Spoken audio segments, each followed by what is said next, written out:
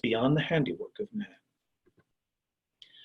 But race is the child of racism, not the father. It has never been a matter of genealogy and physiognomy so much as one of hierarchy.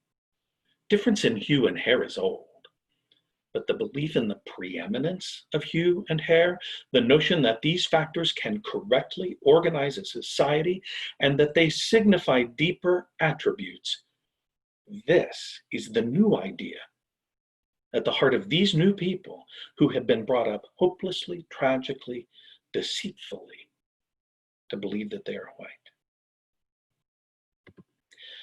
Yale theologian and Calvin College graduate Willie James Jennings describes the role of the church in creating racism and race.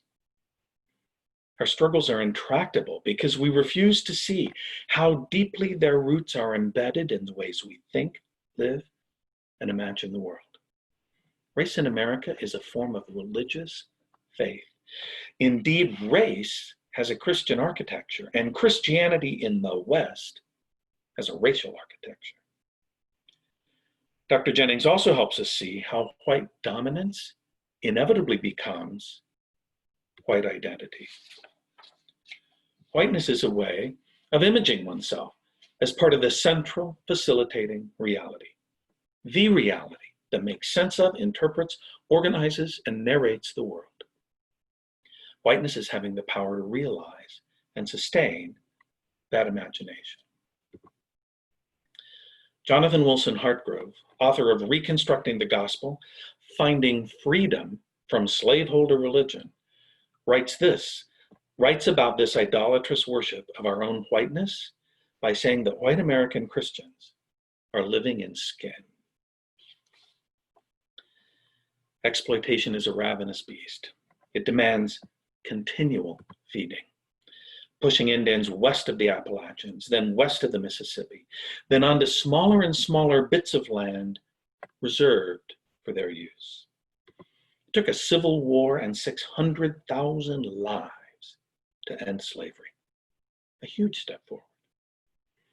Reconstruction, however, lasted about a week and a half, followed by a violent backlash every bit as consequential as the war itself. A century of Jim Crow in both its southern and its northern incarnations. Jim Crow went way beyond segregation of public facilities. There were lynchings, race riots, by which we mean white people looting and murdering black people, voter suppression, using prisoners as enslaved laborers, the Klan, offering land out west only to white settlers, redlining, restricting GI benefits to white soldiers, and on and on and on. Professor James Q. Wilson of Yale Law School read the minutes of the meetings in which the Nazis created the Nuremberg laws that restricted Jewish life in Germany in the 1930s. In those minutes, the Nazis praised Jim Crow law and practice as an excellent model. Manifest destiny, race-based immigration policies, anti-miscegenation laws, and denial of citizenship to Native Americans all inspired the Nazis in many ways. Their stated goal in the minutes was to treat German Jews the way the US treated its ethnic minorities. Harvard philosopher Cornel West says that Jim Crow was neo-slavery. He calls segregation the deodorized term for a century of terror, hatred, and trauma fueled by greed. Jim Crow was the backlash to emancipation, a way to maintain white supremacy enforced by violence, just like the genocide and the slavery that had come before. So why does this matter today? Because the flip side of brutality against people of color was opportunity for white people, as explained by historian Ira Katznelson in his book, When Affirmative Action Was White. I think maybe Kim has stepped out, and so I'm going to hit the admit button and see if I can bring somebody in. Okay. Most white people today not just those we consider wealthy, continue to benefit from Jim Crow policies. Let me tell you how that's worked for one typical middle-class white American, me. My forebears entered this country at a time when only Europeans were allowed to come. Many of them faced hardships, but they were here. One of my forebears homesteaded a farm in Kansas on land the government seized from Indians. Only white people could do that. Imagine the difference today if Native Americans had been able to keep their land, or if newly freed slaves had been allowed to become homesteaders. A few generations later, my family found oil on that farm. Not a lot, but it enabled my grandparents to buy a house and begin to live a middle-class life. When my dad came back from the Korean War, he couldn't find a job. So he signed up for the GI Bill and went to college, something he had never thought of doing before. It was a huge benefit for white male veterans only. I grew up believing that college was possible for me too. All my grandparents retired on Social Security.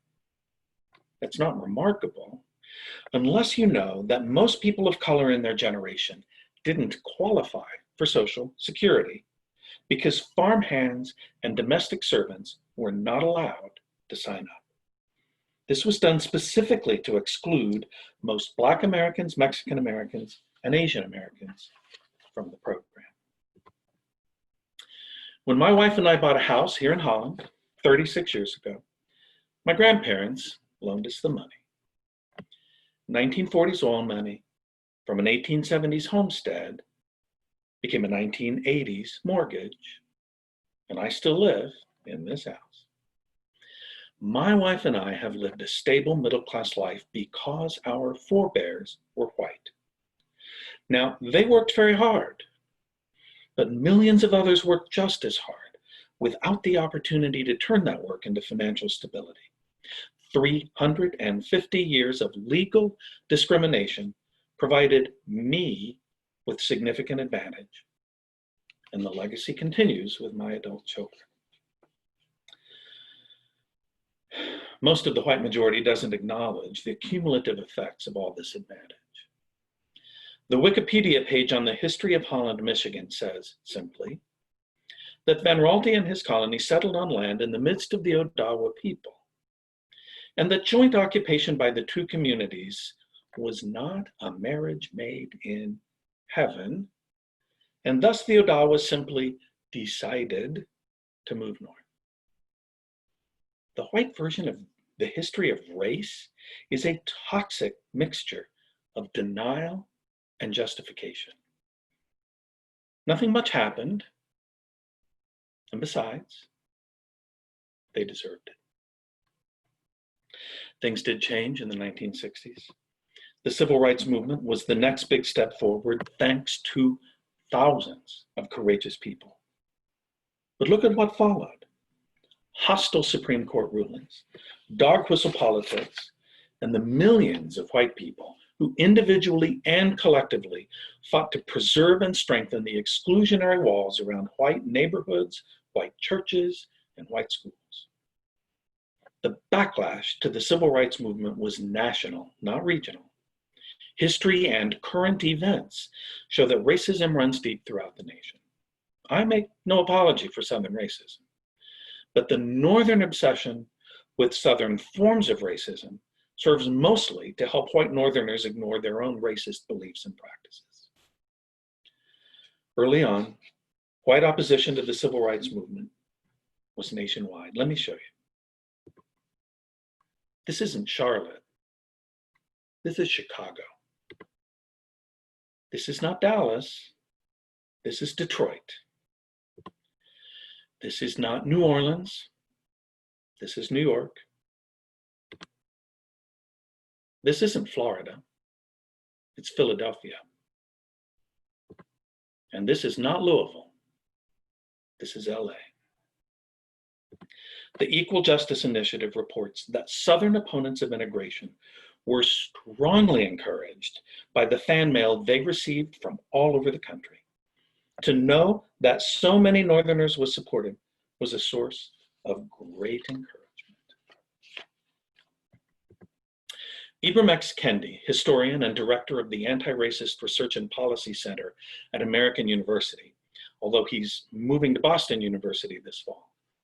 Kendi helps us put all this in perspective in his book, Stamped from the Beginning, The Definitive History of Racist Ideas in America. Our national narrative about race says that things started off bad, but they've been slowly getting better ever since. Kendi argues that things have gotten both better and worse, that both racism and anti-racism march through history together, constantly dueling, and that the fight itself is what defines us.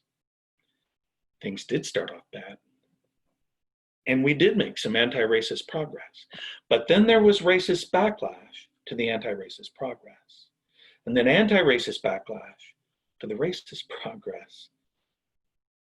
Racism has always been the stronger force, but the dialectic between racism and anti-racism is the real narrative. We often hear our own time referred to as the post-civil rights era. Following Kendi's description of our historical cycle, anti-racist progress followed by racist backlash, it would be more accurate to say that we are living in the era of the backlash to civil rights. For 50 years now, millions of people, many with access to great power and resources, have been working tirelessly to blunt the successes of the civil rights movement, to turn back the clock, to do so quietly when possible, but with intimidation and force when necessary. For the last few years, all over the country, well-meaning white people are asking, often indignantly, how can this be happening? This is 2018, this is 2019, this is 2020. That's because they think they've been living in the post-civil rights era. People of color, however, understand that they are living in the civil rights backlash era because they've been living the backlash. They, and some white people who've been paying attention, are not surprised by the prevalence of racism in 2020. They know that the backlash has spent half a century to get us precisely to this point. Poet Lucille Clifton put it like this: they ask me to remember, but they want me to remember their memories. And I keep on remembering mine. What gives racism its longevity? What gives it its power? The answer is racialization, as defined by sociologists Michael Emerson and Christian Smith in their book, Divided by Faith. Racialization is the fact that race matters profoundly for differences in life experience, life opportunities, and social relationships. When I said earlier that race is the fundamental division in our society, the one that predicts the most about our income, education, wealth, health, attitudes, faith, and so much more. That's racialization. And this is Emerson and Smith's definition of racism: a changing ideology with a constant purpose of perpetuating and justifying a social system that is racialized. This is in part Brian Stevenson's narrative of racial difference, right? Black people can't do this, Black people can't do that, plus a healthy dose of blaming the victim. It fits exactly with the idea that racism created race, but explains as well the fact that anti-racist progress is followed inevitably by racist backlash. Racialization is the work we do to make sure white people get a better deal than anybody else. It's the time and energy required to keep white supremacy supreme. Racism is the explanation we give ourselves and others to both explain and explain away racialization. Maintaining racialization and justifying it with racism is what colonization, slavery, Jim Crow, and the current backlash are all about.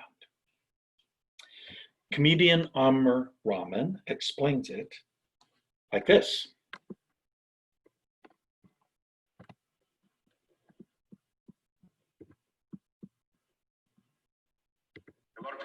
comedy. A lot of white people don't like my comedy. A lot of white people say this to me. Hey, Ahmed. Hey, you get on stage, you make your jokes about white people. You say white people this, white people that. What if I did something like that? Huh? What if I got on stage and I said, yeah, black people are like this, Muslims are like that? You'd probably call me a racist, wouldn't you?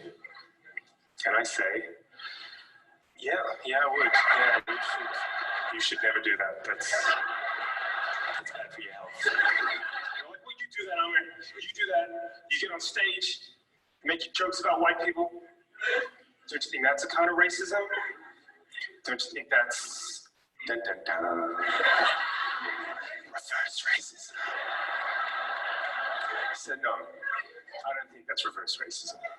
Not because I think reverse racism doesn't exist, right? If you ask some black and brown people, they'll tell you flat out, there is no such thing as reverse racism. I don't agree with that. I think there is such a thing as reverse racism. And I could be a reverse racist if I wanted to. All I would need would be a time machine, right? And what I do is I get in my time machine and go back in time to before Europe colonized the world, right?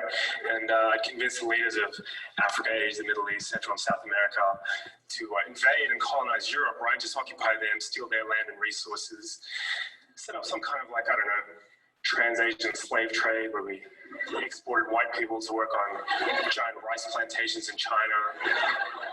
Just ruin Europe over the course of a couple of centuries, so all their descendants would want to migrate out and live in the places where black and brown people come from. Of course, in that time, I'd make sure I set up systems that privilege black and brown people at every conceivable social, political, and economic opportunity. White people would never have any hope of real self-determination.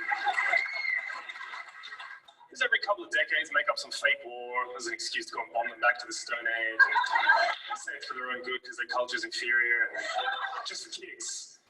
Subject white people to colored people's standards of beauty, so they end up hating the color of their own skin, eyes, and hair. If, after hundreds and hundreds and hundreds of years of that, I got on stage at a comedy show and said, hey, what's the deal with white people? Why can't they dance? That would be reverse racism.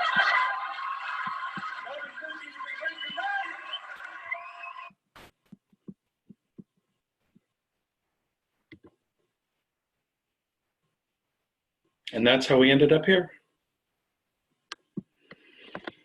So that's our first question. I hope we have, and we've got lots of time to talk. I hope we have some comments, some questions, some observations, some experiences. And I have not structured this question and answer part of the session. I'm just going to stand here and smile like the Buddha till somebody says something. My father grew up in northern Idaho, I'm sure from land that was taken from Native Americans. They got, I mean, like the slaves were supposed to get 40 acres and a mule or something like that.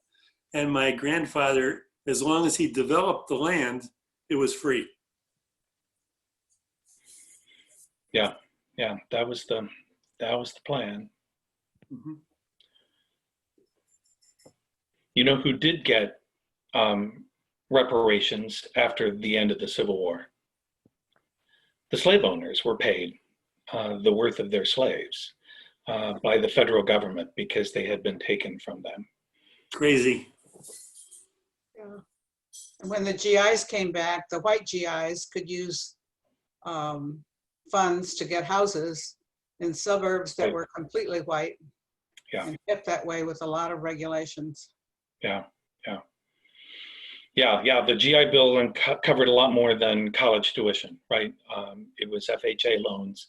But at that time, if you were going to use that loan, you had to be white and you had to be buying in a white neighborhood. Redlining. Yep.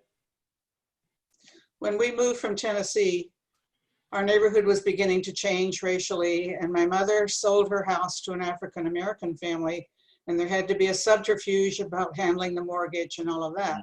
She moved to the Upper Peninsula, and I have a letter that she wrote that the FBI came to the Upper Peninsula and asked her why she had done that. Wow. May I ask what year that was, Anne? Was in the late 40s, probably 48 or 9. Yeah. And that drew the attention of the federal government. Yes. Yeah.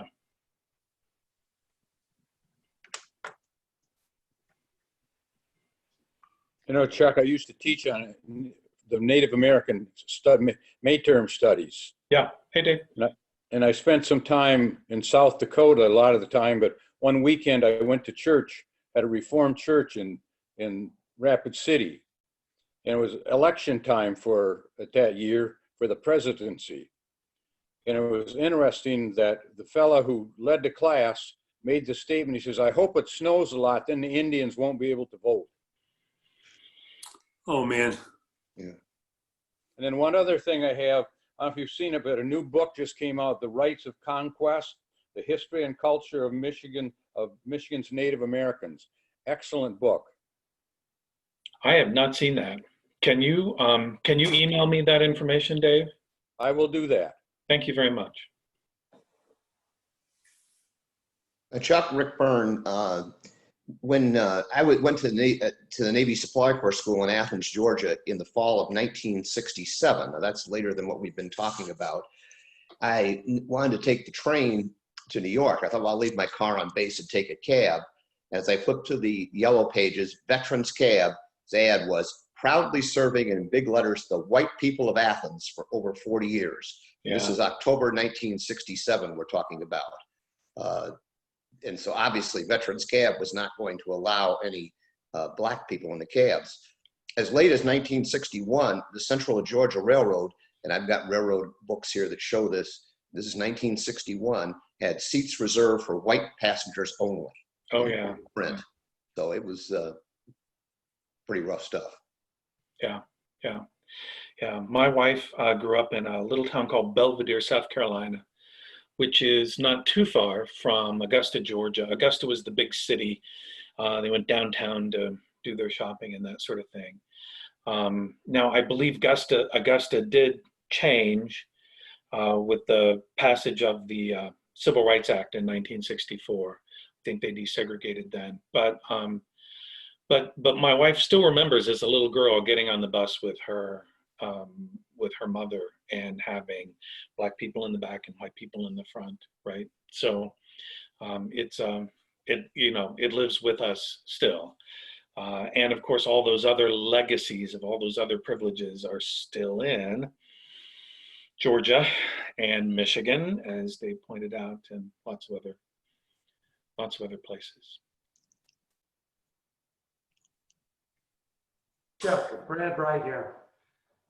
I'm always taken by or surprised when I hear people, particularly white men, express the fact that affirmative action is kind of racism against them. You know, they feel like they're the aggrieved party. Could you speak to that phenomena a little bit? Yeah. I could speak to that a lot, but I won't draw it out too much. So there are a variety of things in that, I think. One is a natural human tendency to see, that even if what you've got is an unfair privilege, if you begin to see it slipping away, that feels like unfair treatment against you, right? And so this notion that white people, and especially white men, are now, the aggrieved party and everybody's coming after us and all of that kind of stuff is part of a broader context. Part of it is not understanding how affirmative action works. I think there are lots of people who, some out of ignorance and some quasi-deliberately at some point, see affirmative action as a process whereby unqualified people of color are given jobs sort of automatically, when clearly that's not how it works. There are all kinds of Supreme Court laws and federal regulations and state laws and that sort of thing that that really limit how affirmative action works. Part of it is, again, not realizing that so much happened right up to the point of being admitted to that college or getting that job, right? So much happened in your life prior to that and in the lives of the other people competing.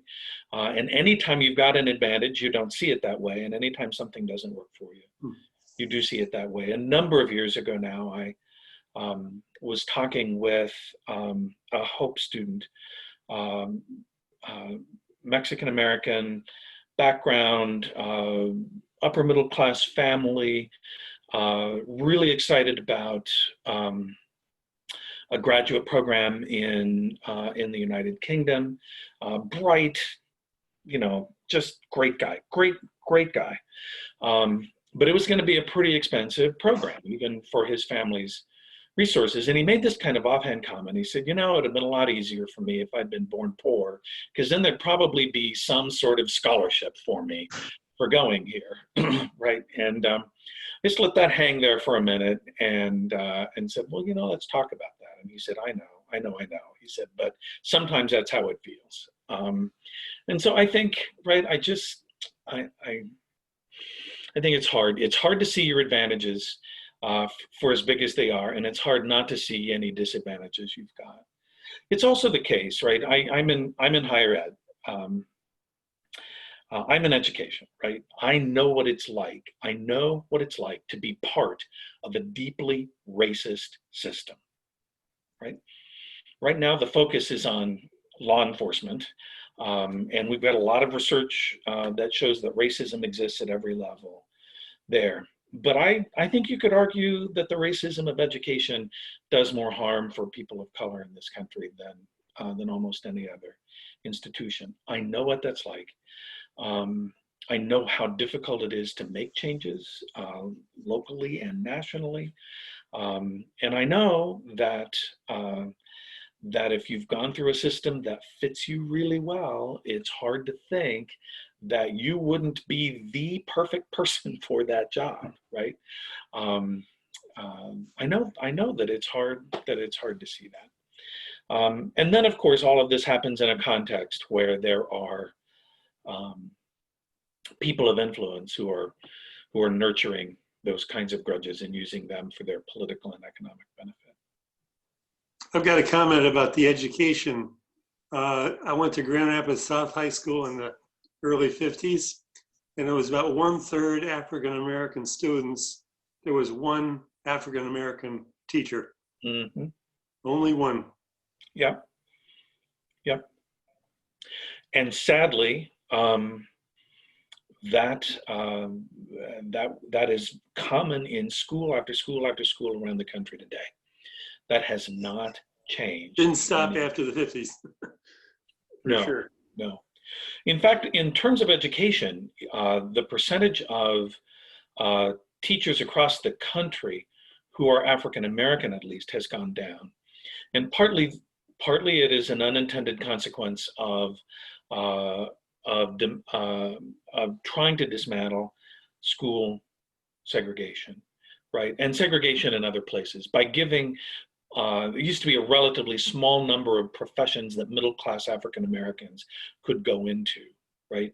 Preaching, teaching, running funeral homes, owning their own kind of mom and pop business in their part of town, right? So as other opportunities have opened up, there've just been more options for people, and we're struggling in so many ways to attract people of color to education.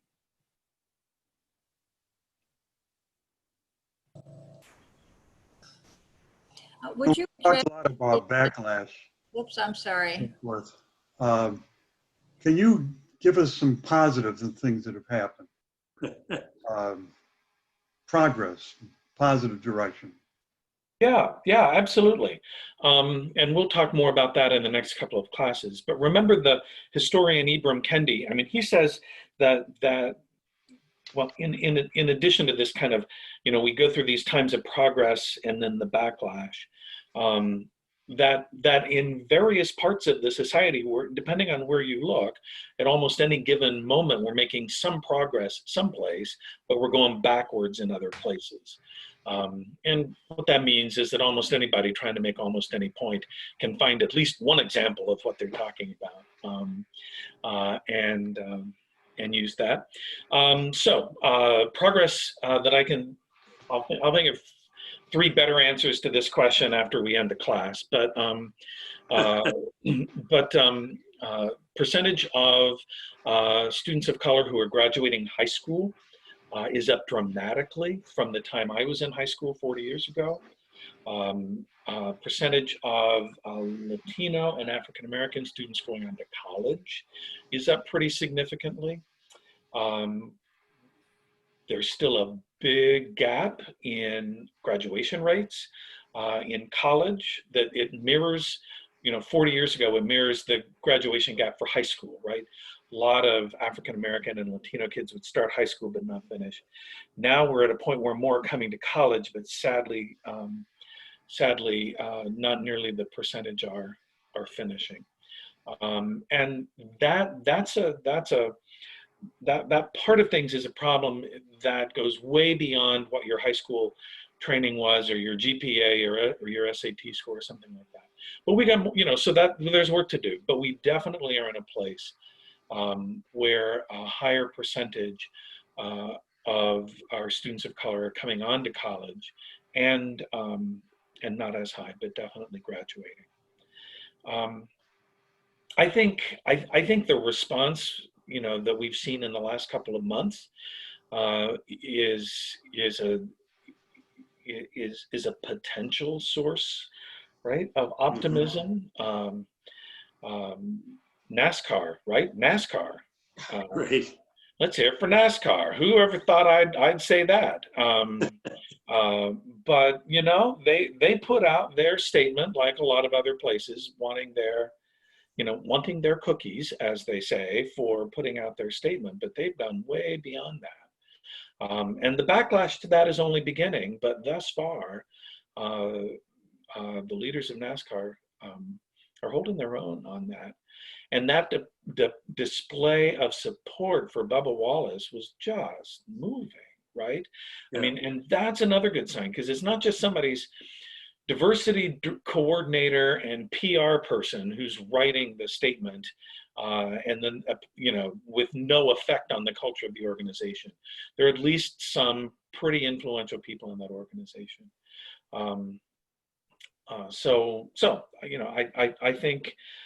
I think the fact that the protests have been much more racially diverse than any set of protests before, that the #1 booksellers at Amazon and in New York Times and that kind of stuff almost all have to do with, excuse me, I'm going to hit admit, almost all have to do with issues of race and racism. I mean, this is a moment. Right now, whether it becomes multiple moments or not, we don't know yet. But and we'll talk more about this next week. But the percentage of white Americans who believe that racism against people of color is a serious problem is much higher now, at least in terms of what they're telling pollsters, is much higher now than at any point before. So I think there's a lot to go with that. Again, the context here is that, very unfortunately, the shift in white attitudes about race and racism has taken place almost exclusively among people who identify as Democrats. And so, we're moving into this, another area of partisan polarization here. And the other thing we don't yet know, right? I mean, the thesis of this presentation has been that racism is the justification of racialization. And if you're going to do something about racism, you're going to have to create a more equitable society that is not racialized. And whether all these white folks wearing their Black Lives Matter shirts are willing to support zoning changes in their comfortable suburb, right? That may be the point at which we lose a lot of these folks. All right, how many people have got a Black Lives Matter sign in their yard, but they would also show up at the zoning meeting to say they don't want any affordable housing, and definitely they don't want affordable apartment complexes in their neighborhood, right? So, okay, I started off positive, and then but I think, so sorry about that. But this is more white support for addressing racism, at least in theory, in the abstract, than we've ever had in this country before, right? Dr. King never got more than like a 20% approval rate from white Americans, right? All these people who, look back and remember that they or their family were supportive of the civil rights movement are very nice, very deluded people, for the most part, with the exception of 20%. Can I ask a question about an experience I had? Please. So in 2015, I worked in San Francisco and I had an 1.5-hour commute and I took public transportation. And I got on the bus and I read my book and I ignored the noise and the clatter and the this and the that happened on public transportation. It was just a great time to spend reading. Yeah. And I got to know, the clientele and the people that got on and off and everything. But it didn't, something happened to me twice and I'm still perplexed as to what to do with it. But I'd tell you what I concluded, but I'm not sure if I would have done it I don't know what to do if I ever ran into it, but it was really impressive. So I'm queuing up with everybody else to get on the bus, and generally the people around me, they're older, they're definitely poor, not all the time, but kind of, that's why you ride public transportation a lot. Sure. And so the bus door opened and we all stood there, and then I realized they were all looking at me and they wanted me to go first. Oh my. And I said, no, you were there first. You go. And they just stood there. I mean, these were 5 or 6, 7 people who didn't know each other. But they saw me as a white professional woman. And so I just the bus is waiting, you got to get on it. So I just jumped up and got on as quick as I could and said, thank you very much. Now it could have been because I was older. Yeah. But that happened a second time. And I just got on quick because everybody wants to get on. I didn't try to push it. But I had time to reflect on that, and I realized that just the vitality of privilege of health. I had health, I had energy. Yeah. I might have been older than they were, but I probably didn't exude that, of the crushing poverty or economic challenge that takes the life out of you. Yeah. And that was probably recognized as you are part of the system that has had advantages and we don't want to get on your bad side. Yeah. I don't know quite what, but they would not get on before me, and I could not encourage them to. And, some were Asian, so maybe there's, elder, but there were some older than me. And I looked at one lady one time, I said, you're older than I am, you get on first. And she wouldn't. So I wasn't sure what to do with that. Yeah. What are the roots? And it seemed to me it was pretty systematic, if you will. Yeah, I would suspect, right? Partly cultural, partly age related, and partly the fact that so many people of color have learned they just have to spend a lot of time playing defense, right? While many of us get to focus on playing offense, they're also playing defense, right? I got to make sure I don't do anything that is going to annoy a white person, right? Who knows what this person is going to, how this person is going to interpret this thing. I've got to back off. I've got to give people their space. I've got to be deferential. Yeah, this is, as a social scientist, this is why I wish we had a control group in life, right? I want to run your study. I want to control the variables. I want to get, 120 data points, not just one. I want to see what that looks like, and then I'd be more confident with an answer. But I think your hypothesis is certainly plausible. Beverly, were you going to say something earlier? Well, I have quite a few thoughts, actually. One, when you were talking about the education system, textbooks do not give Black history. I mean, I was so surprised this last couple of weeks how many people had never heard of the Tulsa, Oklahoma situation in 1921. I could just go on and on. about it. That was one of the issues. And the other thing I wanted to mention was that it is 2020, but it's still my husband and I, when we go out in a store or anything, there is a difference because we're a mixed couple. And when they assume, number one, we're not together, and they also make assumptions when I just observe behaviors, they're very different towards me than they are with him. He might be followed around the store more closely than me. I mean, it just is, it's just there all the time. It's the reality. That's got to be hard for both of you, right? I mean, that's. Well, at least we can legally be married now. There's a plus.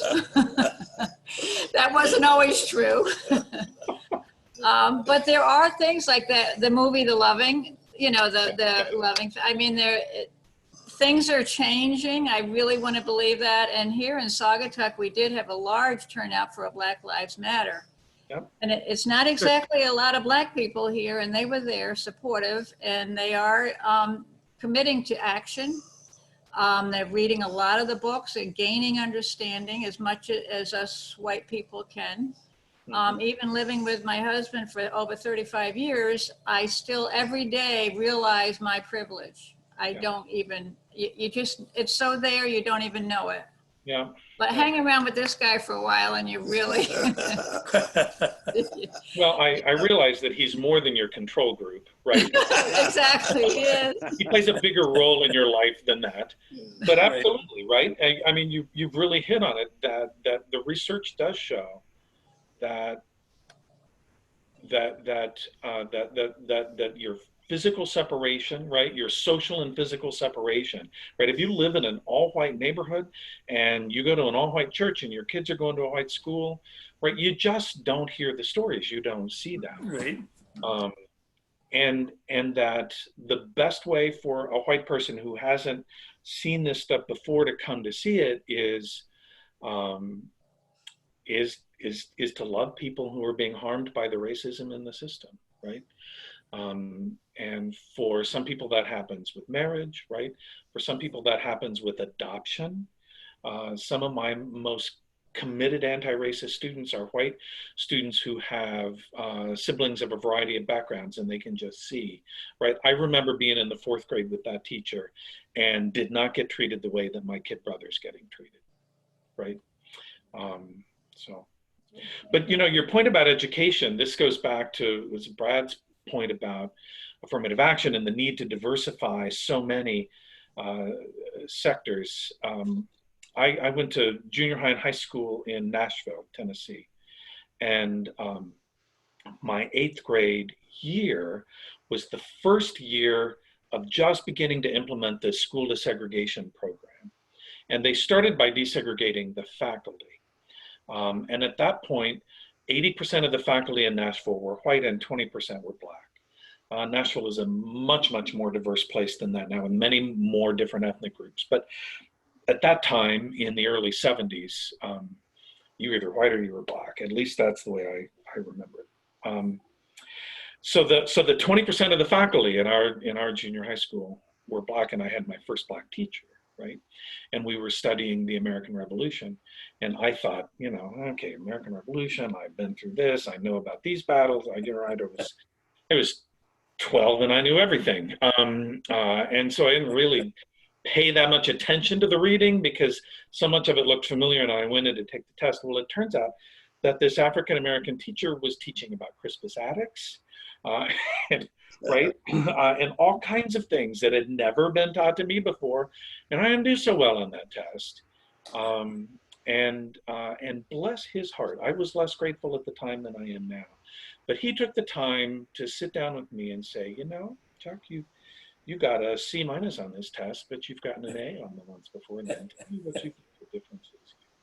And he just kindly and gently, but sternly walked me into A, not doing my due diligence as a student, but B, right, that there was this whole set of pieces of people and pieces of information about colonial America that I'd never been taught before. And I needed, you know, this was a chance for me to learn a little bit more about that.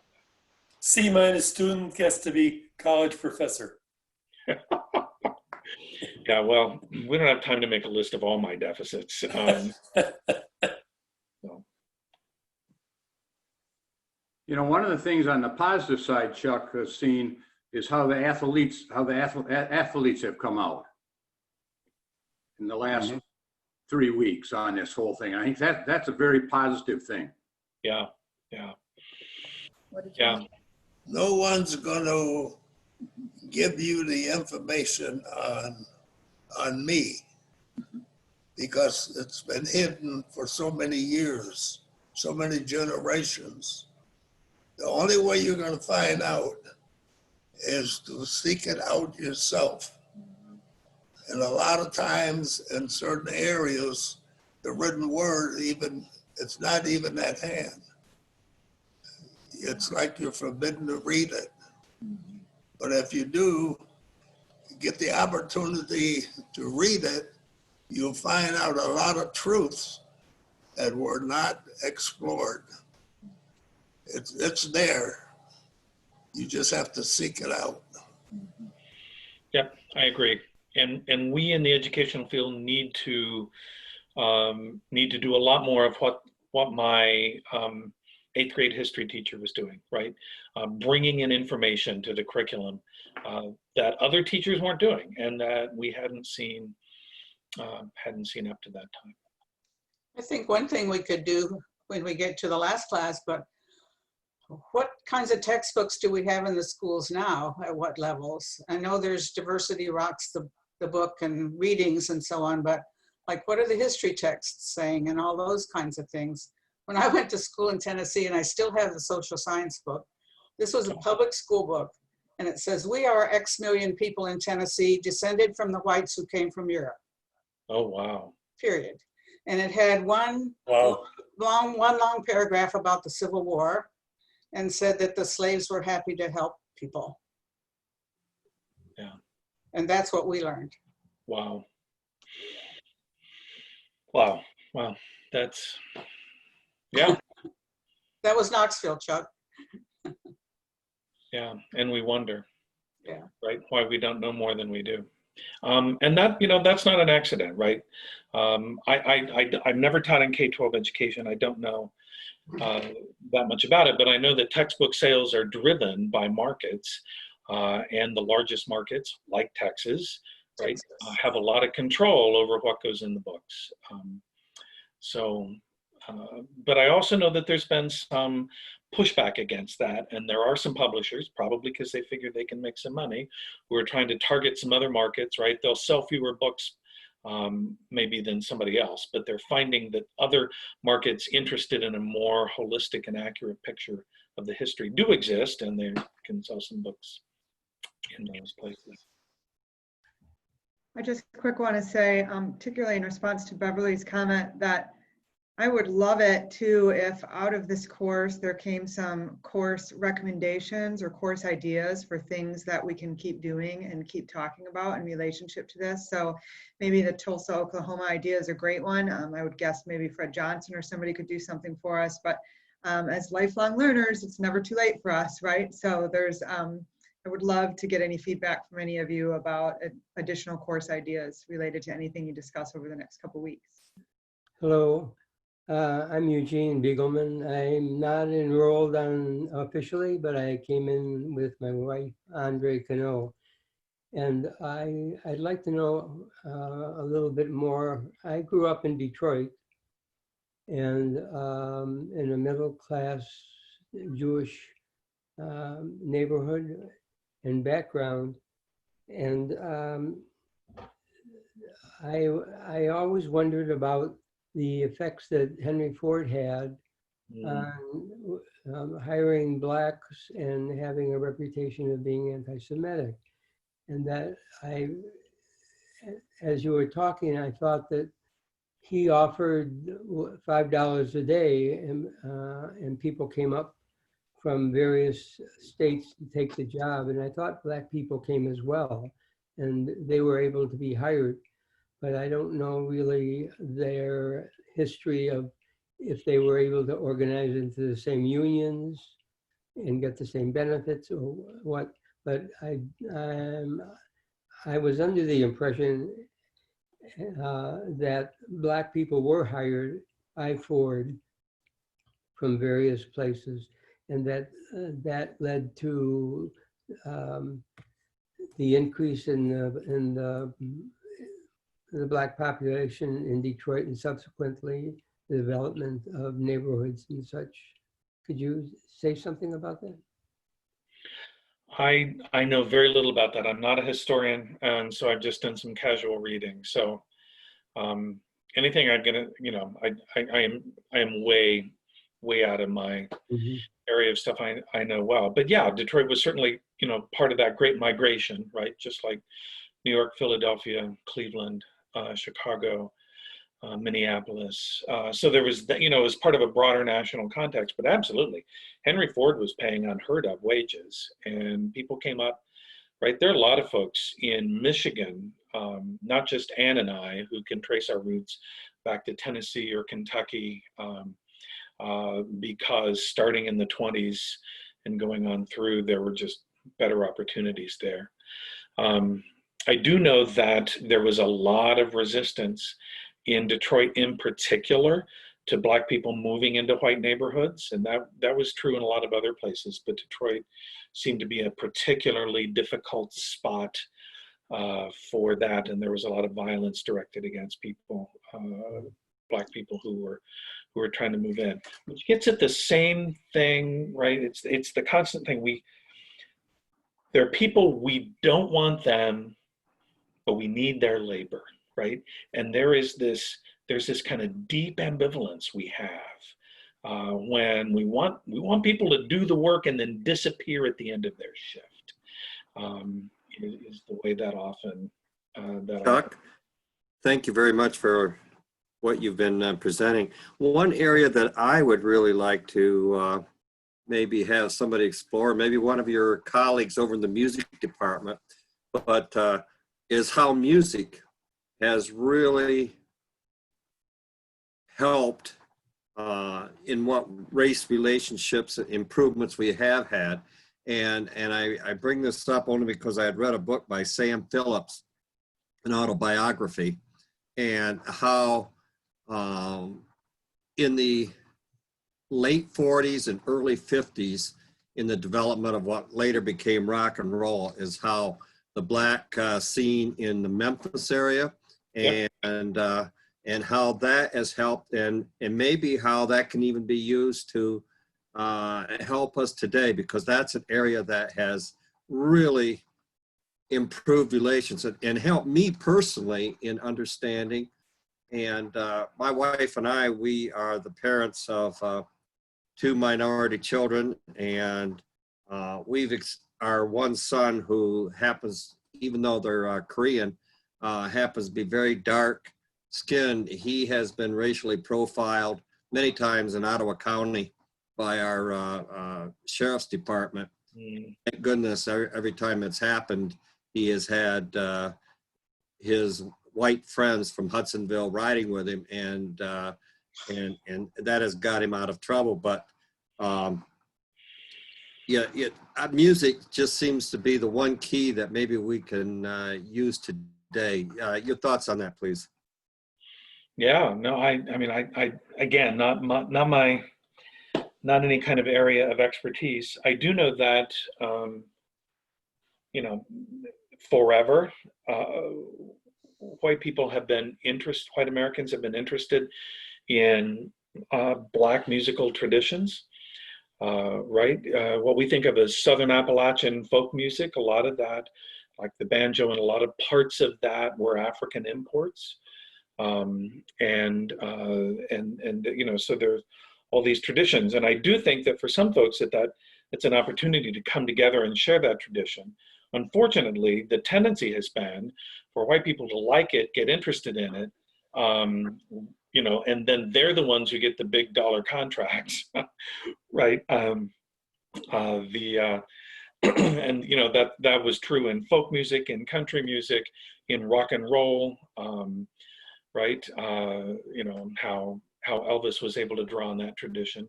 And it's not that Chuck Berry and others weren't visible in making money, but but it sort of, it transitioned out of there. So I think, yeah, that would be a fun class. And I do have a colleague who teaches jazz who might know. A, I'm sure he knows a lot more than I do, and B, that may be something that he has a fair bit of interest in and knowledge of. Would that be Jordan Van Hemert, Chuck? Yep. Yeah, Jordan is actually doing a class for us right now. Tomorrow is the second week of his class called Creative Catalysts in Jazz. And he is covering quite a few African-American artists and did last week. So it was really interesting. So I'd like to recommend that HASP just keep doing what it's doing.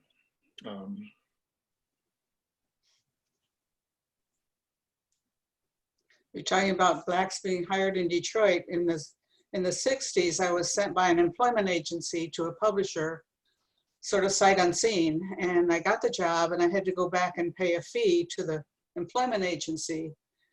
And I walked in and they said, well, we took a chance on you. You could have been black. Wow. I've got a comment about he might have been black. What? What was it that you, just because they hadn't seen you in person, or was there something about your name or your application? They hadn't seen me in person, I think, was what Just they the were fact saying. that- Yeah. Yeah. And the irony of it was that that particular company started hiring a great many people of color. And they would have been horrified to hear the employment agency say that. Yeah. Interesting. Yeah. I've got a comment about high school integration. When I went to Grand Rapids South High School, there were boys teams that were very integrated. There were no girls teams. So the integration among boys was much higher. So like our 50th reunion, the only African Americans who came were athletes, with one exception, a man who was a gynecologist, very highly educated. And so the integration of the guys was wonderful. And my wife, really didn't connect with the girls who were African American, which was sad. Yeah. It had nothing to do with race at that particular point. It was, demoting girls in athletics. My mom played sports at Stanford. And there were a lot of sports for girls, but not in my high school. Yeah, I think sports can be a way, right? And Dave talked about that too. But it still strikes me, I hear, from educators a lot, yeah, our sports teams are really bringing people together. But my question to that is, what is it about the rest of your structure that doesn't facilitate that, right? Can we talk about that for a minute? What is it about the way you do classes? What is it about the way you do the cafeteria? What is it about your other after-school programs? I don't want to take anything away from the value of sports in this. I've seen it, but I think the logical question to that is, well, why here and not other places? Right. Same kids, right? It's not that they're drawn from a whole different set of people. They're the same kids doing that. My mother went to, y'all know about Brown v. Board of Education in Topeka. Right. My mother went to this school that Linda Brown was not allowed to go to. Wow.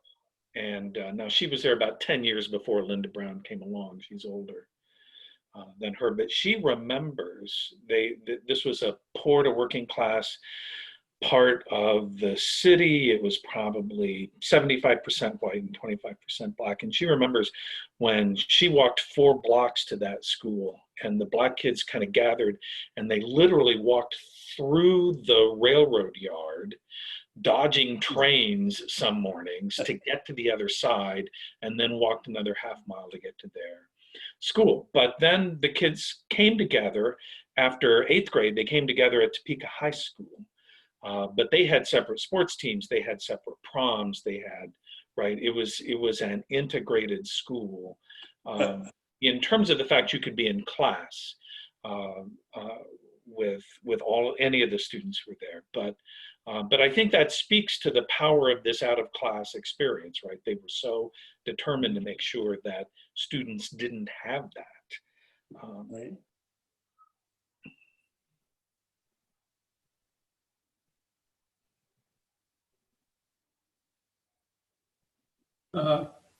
Chuck, can you speak about how culturalism poses the problem of differentiation between peoples?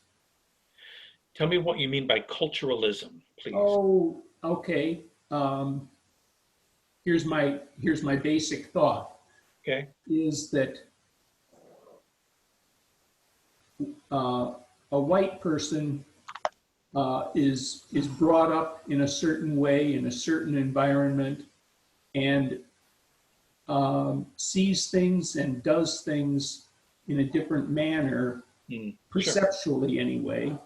A black person is brought up in a different environment sometimes, sees things, acts differently than, and that's the perception. So how is it that the culture that you were raised in, the culture that surrounded you, creates differentiation?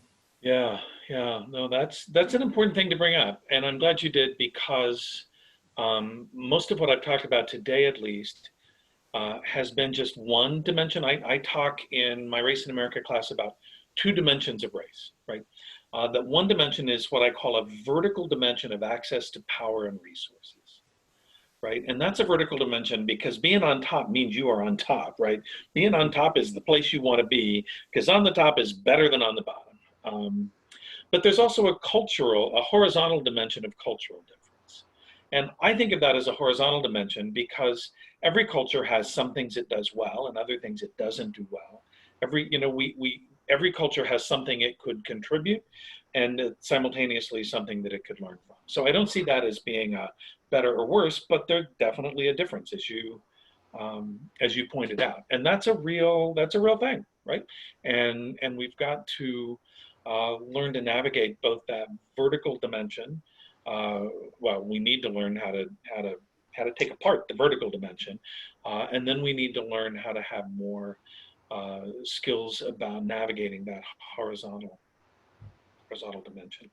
I would say that in terms of the particular example you gave, that's usually not or historically it's not a natural cultural difference, right? That's a cultural difference that emerged from segregation. There's nothing inevitable, inevitable about that, but it is, because of segregation now, a pretty real thing. And so this is where, right, some people think of this as easier because you're not having to address zoning regulations that promote economic and ethnic segregation. But it can be hard, right? Anybody, you've been someplace where folks are doing things in a way that's not the way you do them, that can take you back. And there are skills you've got to learn, right? For how to do that. There's one author who talks about what he calls the ask model, that the first thing is just to check your attitudes, right? Is your attitude one of being open, being interested in learning, being interested in sharing?